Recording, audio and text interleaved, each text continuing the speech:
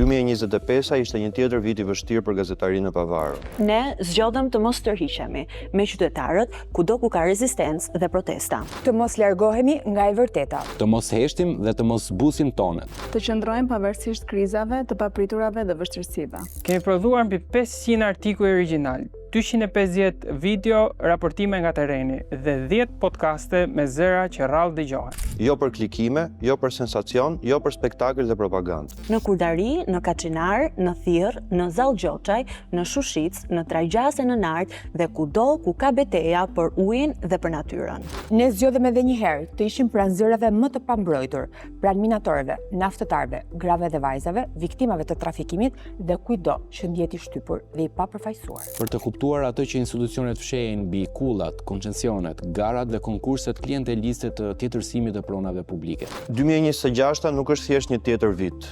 Është një mundësi e re për qenë të përgjegjshëm, për të dokumentuar, për të pyetur dhe për të mos pasur droje për të thënë vërtetën.